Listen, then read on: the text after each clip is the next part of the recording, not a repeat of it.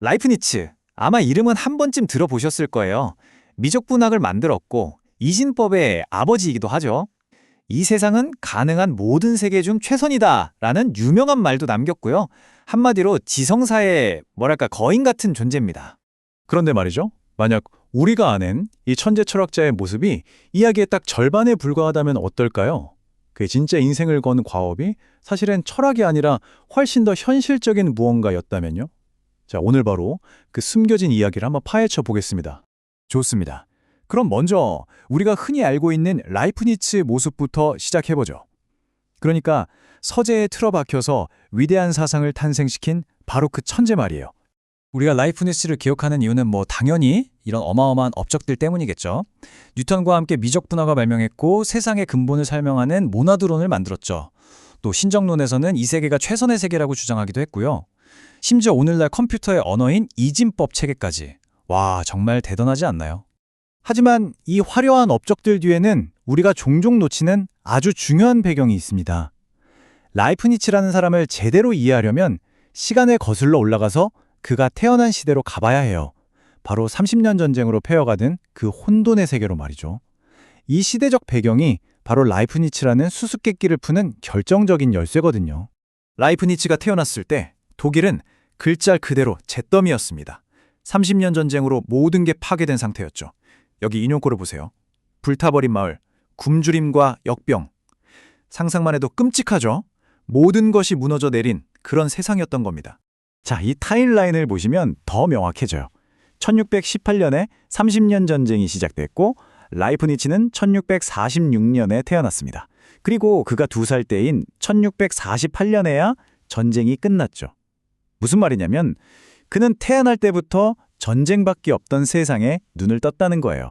그야말로 폐허 위에서 모든 걸 다시 시작해야 하는 시대에 한복판에 던져진 거죠. 이런 상황에서 여러분, 사람들이 가장 필요로 했던 게 뭘까요? 심오한 철학적 사유였을까요? 아니죠. 당장 무너진 나라를 다시 세우는 게 급선무였습니다.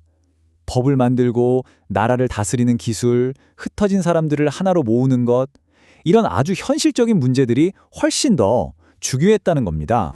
바로 이 지점에서 우리가 알던 라이프니츠의 이야기가 완전히 뒤집히기 시작합니다. 우리가 철학자라고만 생각했던 그의 진짜 직업, 그의 본업은 과연 무엇이었을까요? 놀랍게도 철학자 빌레름 푼트는 이렇게 말합니다. 그는 정치가였다. 네, 맞아요. 그의 주된 커리어는 바로 정치와 외교였습니다. 어쩔 수 없이 한 게 아니라 자기 스스로의 피로와 열정에 따라서 선택한 길이었다는 거죠. 철학자가 본업이 아니었다는 겁니다. 이게 그냥 하는 말이 아니라는 걸 보여주는 증거가 바로 그가 실제로 가졌던 직업들입니다.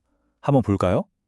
범학자, 역사학자, 정치고문, 외교관, 심지어 사서의 법률사문까지.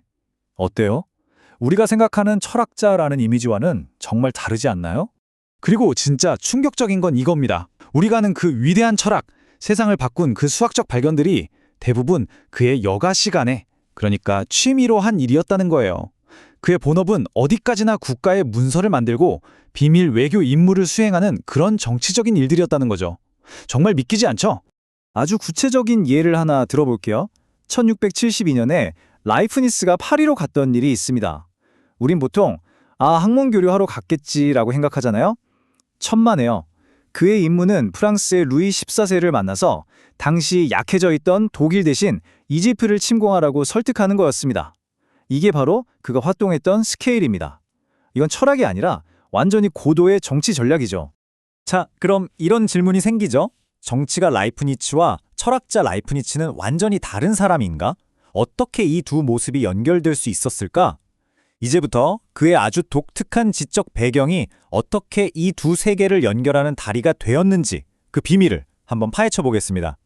라이프니츠가 특별했던 점은 바로 이것입니다. 그는 한 발은 아리스토텔레스와 스콜라 철학이라는 구세계, 다른 한 발은 17세기의 새로운 과학이라는 신세계에 담그고 있었어요. 다른 사람들은 옛날 철학은 쓸모없다고 버리기 바빴지만 라이프니츠의 진짜 천재성은 이 둘을 버리지 않고 하나로 합쳐서 완전히 새로운 걸 만들어내는 데 있었습니다. 예를 들어볼게요. 초월적이라는 단어가 있습니다. 원래 스콜라 철학에서는요, 이건 인간의 이해를 뛰어넘는 절대적인 무한 같은 그런 형이상학적인 개념이었어요. 그런데 라이프니츠는 이 낡은 철학 용어를 완전히 새로운 곳에 사용합니다. 바로 수학이에요. 기존의 대수학으로는 풀 수 없는 그 한계를 넘어서는 함수나 곡선을 초월함수, 초월곡선이라고 부른 거죠. 이게 바로 미적분학의 시작이었습니다. 정말 기가 막힌 연결 아닌가요? 하나 더 볼까요? 이번엔 엔텔레키라는 개념입니다. 이건 아리스토텔레스 철학에서 나온 말인데 쉽게 말해 어떤 사물 안에 내재된 목적이나 생명력 같은 걸 의미해요. 라이프니츠는 이 오래된 개념에서 엄청난 영감을 얻습니다. 당시 데카르트는 물질을 그냥 생명 없는 덩어리로 봤거든요. 라이프니츠는 이걸 거부하고 아리스토텔레스의 엔텔레키처럼 물질 안에는 스스로 움직이려는 내적인 힘, 즉 힘, 비스가 있다고 생각했어요. 그리고 이 힘이야말로 우주의 진짜 실체라고 주장했죠. 보세요. 낡은 철학적 개념이 최첨단 물리학으로 재탄생하는 순간입니다. 자, 이제 좀 정리가 되시나요? 우리는 오늘 라이프니츠의 완전히 다른 얼굴, 바로 행동하는 인간으로서의 그의 모습을 봤습니다. 그럼 이제 그의 진짜 유산은 무엇인지, 그리고 이 이야기가 우리에게 천재란 무엇인지에 대해 어떤 질문을 던지는지 마지막으로 정리해보냈습니다. 결국 라이프니츠를 단순히 세상과 동떨어진 채 연구만 한 천재로 보는 건 그를 반만 이해하는 겁니다. 오히려 세상의 가장 복잡한 문제에 온몸으로 부딪혔던 외교관이자 정치가로 볼 때 그의 지적인 업적은 훨씬 더 경이롭게 다가오죠. 현실의 문제를 해결하기 위해 옛 지식과 새 지식을 연결했던 그 방법론이야말로 그의 진짜 유산일지도 모릅니다. 그래서 마지막으로 여러분께 이 질문을 던지면서 마무리하고 싶습니다. 어떤 위대한 발견의 배경, 그 현실적인 맥락을 알게 되는 것이 과연 그 발견의 천재성에 대한 우리의 평가를 바꾸게 될까요? 라이프니츠의 삶은 이 질문에 대해 정말 많은 생각을 하게 만드는 것 같습니다.